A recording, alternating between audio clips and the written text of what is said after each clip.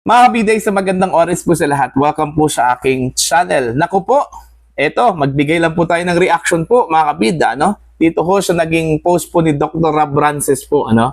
Ito po'y patungkol ho sa mga DDH politicians po, ano, mga kabida. Ano po itong DDH? Kung meron man pong DDS, Duterte Die-Hard Supporters, meron pong DDH, Duterte Die-Hard Haters, ano, mga kabida. Ang tinutumbok po dito ni Dr. Rob Rances is ito pong mga politiko, ano, na mga anti-Sara, anti-Duterte po, ano, mga kabida. Okay, mantakin nyo ha. Gusto daw ng mga politiko na ito, mga kabida, na isa publiko yung confidential funds po, ano, ni Vice President Sara Duterte. Ito po, babasahin ko lang po, ano. Kalokohan ng mga DDH politicians. Sara's confidential funds gustong isa publiko, while the DPWH list is shielded as confidential. Oh, kalokohan nga eh. Bakit? Mantakin nyo. Gusto ko nilang isa publiko, i-publicize yung confidential funds po ni VP Sara, mga kabida. Okay? While ito hong Cabral files, itong DPWH lists, ayaw ho nilang isa publiko. Okay? Diba? Kalokohan yon. Gusto po nila yung kay VP Sara isa publiko. Kasi po, disadvantage ho kay VP Sara, advantage ho para sa kanila. Ano, mga kabida. Tapos yung kanila, na nasa listahan yung mga pangalan po nila, mga kabida, sa DPWH lists, o tinatawag po nilang Cabral files, ayaw ho nilang isa publiko. O, bakit? Natatakot ho ba sila? Na ang laki ho ng mga pondo po nila doon. Okay? Mga kabida, kaya nga diniscredit po nila itong inilabas na mga dokumento ni Batangas 1st District Representative Leandro Leviste po, ano, mga kabida, kasi daw hindi daw ito authenticated. Okay? Hindi daw ito nanggaling kay dating Yusek Cabral ng DPWH, ano, mga kabida, as claimed by Congressman Leviste. Alright? So, kahit na po maglabas po ng ilang mga dokumento ito hong si Leviste, ano, mga kabida, hindi po i-dignify yan ng mga kongresista, mga senador, o sino pa po yung mga politiko na nandun po sa listahan, ano, mga kabida, kasi po hindi po authenticated yun, mga kabida. Maaaring lang daw, gawa-gawa lang daw yun. Okay, yung listahan na yun, ano, mga kabida.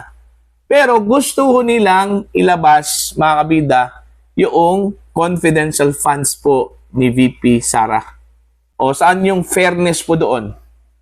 O, dito ho sa kabilang banda, pinipilit po nilang pigilan na mailabas sa publiko ito pong Cabral files po, ano, mga kabida. Kagaya na lang po sa ginawa po nila, no, kay Congressman Leviste nung last day po ng session, ano, bago ho mag Christmas break po, mga kabida, ito hong mga mambabatas. Okay?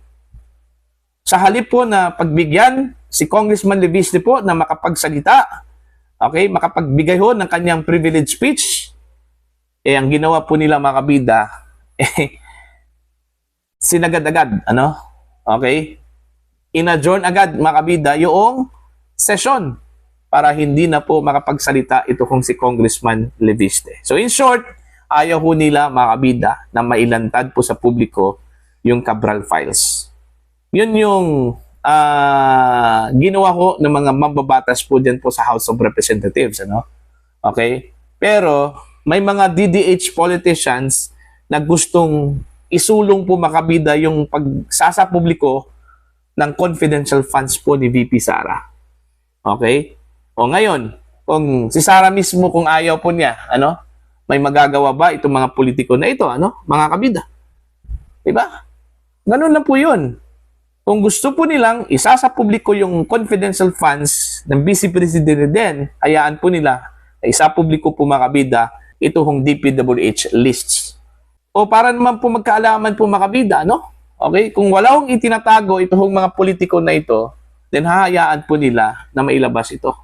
Kahit na sinasabi ho nilang hindi po authenticated yung dokumento na yan. Pero malinaw po mga kabida, doon po sa sinabi po ng mga staff ni dating Yusek Cabral, ano, kung saan po ay inakusahan po nila mga kabida, ito hong si Congressman Leviste, na pinilit daw kinuha yung files po ni Yusek Cabral, doon po mismo sa loob po ng opisina ni Cabral, ano, ni Congressman Leviste. So, yun, patunay po yun, ano, na yung hawak po ni Leviste po mga kabida, totoo po na nanggaling ho kay Cabral. Okay? Mismo yung mga staff po nagsabi na pinilit doon yung kinuha doon po sa computer yung files po ni Yusek Cabral, mga kabida. Which, according to Congressman Leviste, hindi naman po totoo yun na pinilit ko Malinaw naman po doon sa footage nung naglakad po sila mga kabida na wala pong nangyari. Ano? Kasi po, kung meron pong anong tawag po dyan?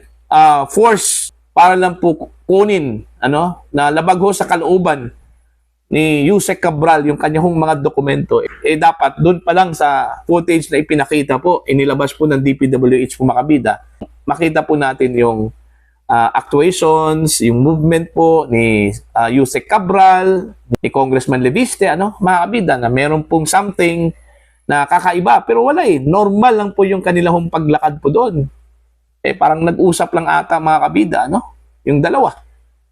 O ngayon, okay, since sinabi na po ng mga staff na nanggaling ho sa DPWH, lalong-lalo na po sa opisina ni Cabral yung kinuha po ni Leviste, ngayon, pwede na ba natin na ihayag, isa publiko yon, mga kabida? See? O baka sasabihin na naman po ninyo na kailangan pong ito, o baka sasabihin na baka sasabihin na naman po ninyo ano na kailangan po natin i-authenticate 'yon. O sino man po yung magpapatunay po doon, ano, mga kabida? Wala na po si Cabral o yung mga personnel, mga staff ni Cabral, ano? Okay?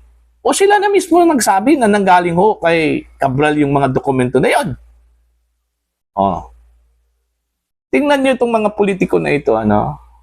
Gusto talaga nila ng sarsuela, no, mga kabida. Okay? Kagaya ho sa ginawa po ni Ridon, di ba? Nung naglabas po ng mga post ito hong si Congressman Leviste na meron pong mga mambabatas na nagkaroon po ng insertions, ano, sa 2025 at saka 2026 national budget, ano, mga kabida. Okay? Pumalag ito hong si Ridon. Ang sabi po ni Ridon ay maglabas ka ng ebidensya. So, nung naglabas na po ng ebidensya ito hong si Congressman Leviste, mga kabida, at binanggit yung party list po ni Ridon, sinabi na naman po ni Ridon, hindi yan verifikado. Walang authentication yan. Okay? Nung nagsalita na po, mga kabida, yung mga staff po ni Cabral, okay, na nanggaling ho kay Cabral yung mga dokumento na yon, no? At even na Secretary Vince Dizon na pinwersa daw ni Congressman Leviste ito hong si Yusek Cabral para kunin yung mga dokumento na yon. Ang sinabi na naman po ni Congressman Ridon po mga kabida, unethical yon. Di ba? So walang pakundangang rason at argumento po mga kabida, no? Alright?